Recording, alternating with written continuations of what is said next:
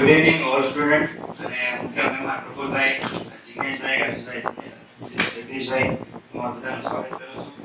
હવે અહીંયા વાત કરવાની તો કોઈ ખાસ એક વાત નથી, પણ તમે અહીંયા બધા જેટલા ડિઝાઇનરો છો છેલ્લા 1 વર્ષથી કે 2 વર્ષથી જે રનિંગ છે અત્યારે સ્ટુડન્ટ, તો તમારા અત્યારે જે લાઈફ કરિયર ચાલે છે એમાં તમારે ઘણા બધા પ્રોબ્લેમ આવ્યા છે, જેમ કે અમુક સારા હોય, અમુક ખરાબ હોય, તો એમાં કઈ રીતે વાત કરવાની સામેની સાથે એની માટે હું તમને જણાવવા માંગુ છું. હવે એમાં મારા અનુભવ જે છે અત્યારે રનિંગ 12મું વર્ષ ચાલે છે જ્વેલરી ડિઝાઇન શીખી ગયા પછી. તો અત્યાર સુધીના મારા અનુભવો છે જે તમને હેલ્પ કરે એની માટે તમને થોડાક વસ્તુ જણાવવાની છે. તો અત્યારે ઘણા બધા સ્ટુડન્ટ હોય છે કે નવા શીખા હોય કે 2-3 વર્ષ થયા હોય, બધાને એક જ પ્રોબ્લેમ હોય, હું જેટલું કામ કરું છું ને એનાથી મને ઓછી સેલરી મળે છે ને બધાને. કોને નથી એવું છે? કોઈ એવું એમ લાગે છે કે ઓછી સેલરી તમે એક છો.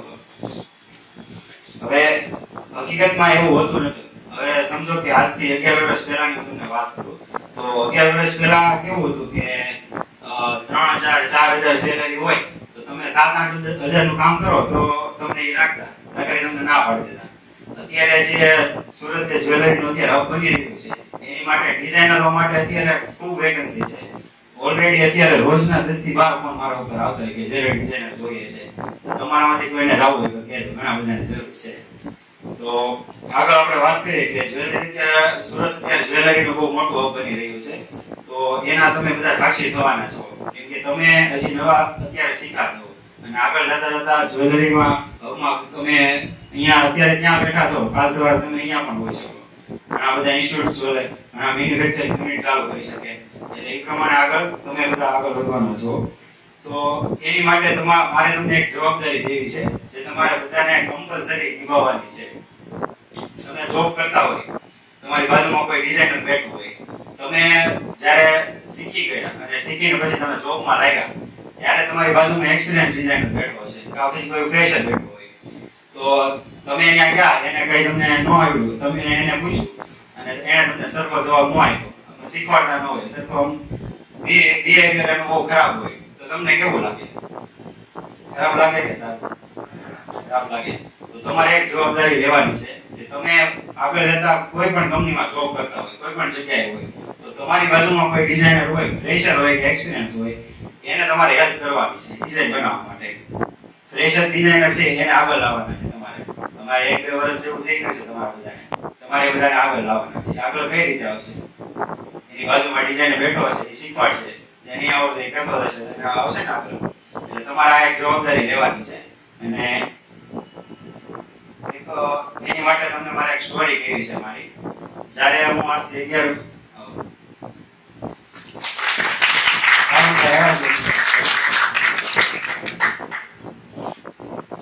તો મારે તમને એક સ્ટોરી કહેવી છે મારી. આજથી મારે ટોટલ 12 વર્ષ પૂરા થઈ ગયા છે જ્વેલરી ડિઝાઇનિંગમાં. તો હજી હું શીખીને હજી નવો ગયો હતો શીખવા, 2-3 મહિના જેવું થયું જોબમાં.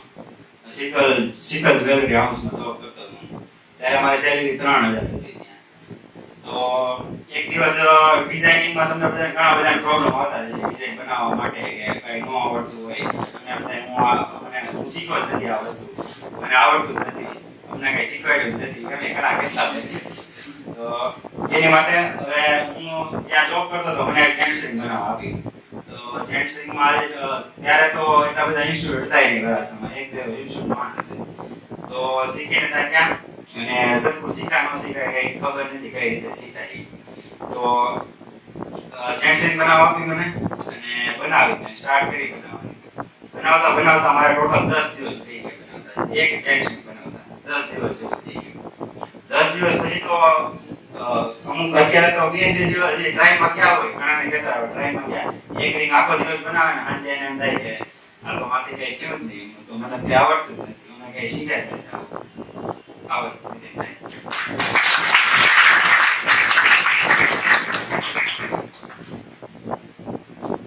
અત્યારે એવું બધા થતું હોય મને કઈ આવડતું નથી, એવા મારા 10 દિવસ એક ડિઝાઇન હોય જેન્ટ્સ. તો 11મા દિવસે હું ઓફિસે બેઠો વિચારતો હતો કે ભાઈ આ મારાથી બનતી નથી, હવે શું કરીશ? વિચારી મને આ ખબર નહીં તાવ આવી ગયો. તાવ આવી ગયો ને તે આખું શરીર ધ્રુજવા મળ્યું ને અમારા જે એચઓડી હતા કિશોરભાઈ એને બહુ સપોર્ટ કર્યો મારો, મતલબ જે આ જ્વેલરી ડિઝાઇનિંગમાં જે કોમ્પ્લીટ છે એની માટેનો. તો કિશોરભાઈ કહે કે કેમ શું તાવ આવી ગયો છે, કાંઈ નહીં ઘરે વયો જાય જોઈ લઈશું પછી.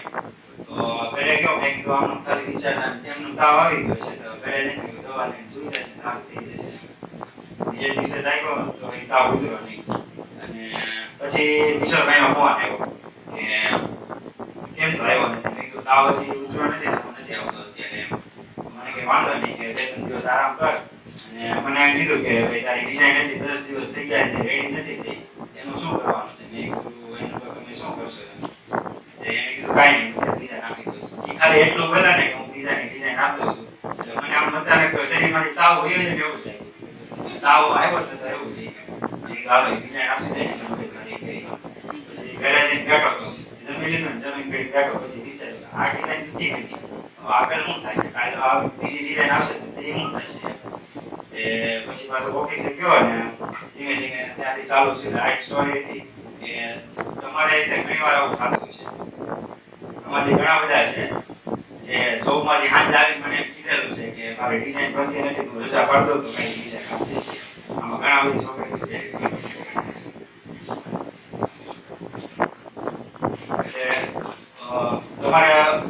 તમારે ડિઝાઇનમાં તમે બંને જે હમણાં મેં તમને જે જવાબદારી આપી છે એની માટેની છે. તો મારી બાજુમાં અત્યારે કોઈ બીજો એક્સપિરિયન્સ ડિઝાઇનર સારો બેઠો હોય તો એ મને શીખવાડે તો મારે આ 10 દિવસમાં હકીકતમાં પછી મેં જોયું તો એ ડિઝાઇન મારે અત્યારે બનાવવી હોય ને તો 15 મિનિટમાં બની જાય. એમાં મેં અત્યારે 10 દિવસ કાઢી નાખ્યા. એટલે એની માટે મેં તમને આ જવાબદારી આપેલી છે. બધા નિભાવશો ને, પાકો ને.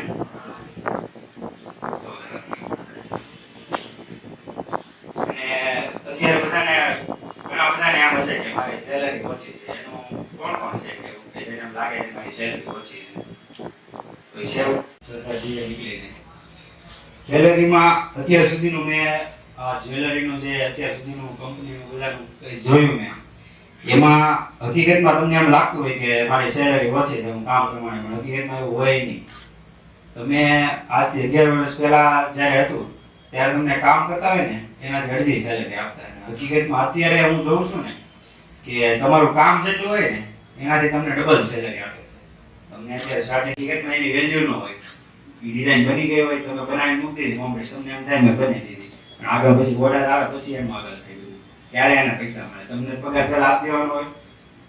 એટલે હવે તમારે સેલેરી તમારી ઇન્ક્રીમેન્ટ અત્યારે જેટલા બેઠા છે બધાને 10,000 12,000 15,000 જેવી સેલેરી હશે તો તમારે સેલરી ઇન્ક્રીમેન્ટ કરવા માટે તમે જે નોંધારો એની કરતાં પણ તમારે સેલરી વધારે જોતી હોય એની માટે એક કામ તમારે કરવાનું છે કે તમે જ્યાં બેઠા હોય તમારું ડેસ્કટોપ હોય એની બાજુમાં એક પ્રિન્ટ પેપર પ્લાન હોય એમાં લખવાનું છે કે તમારી સેલરી કેટલી છે. કરશો ને તો 30,000 સેલરી થતા વાર નહીં લાગે. આ સાચી વાત છે અને હકીકત અમે જોયેલું છે.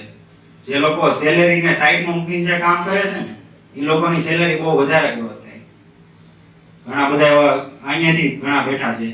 આ આપણે શરદ વિરાણી છે, એને સેલેરીને ધ્યાનમાં નથી આપ્યું, એને એક્સપિરિયન્સને ધ્યાન આપ્યું. એનું કામ એટલું એવું છે ને કે તમારે જેટલા સેલેરી હોય એનાથી વધારે તેની સેલેરી છે, પણ તમારે બધાથી ઓછો ટાઈમ થયો છે એને. એટલે ઘણા બધા એવા સ્ટુડન્ટ છે અહીંયા એ રીતનું કામ કરે છે બધા. અને એ રીતે કામ કરશો એટલે તમારા જે કેડના એચઓડી છે, કેડના એચઓડી હોય અને તમારા જે બોસ હોય એની સામે તમારી વેલ્યુ જે રેગ્યુલર ડિઝાઇનર છે એનાથી વધારે થશે. તમારો એ વેલ્યુ કરવાના જ છે, તમને જવાય નહીં દે કંઈ. હવે અત્યારે હું સમયના અભાવે થોડુંક મારું પ્રવચન પૂર્ણ કરું છું. આ બધા સાંભળવા માટે થેન્ક યુ, ધન્યવાદ.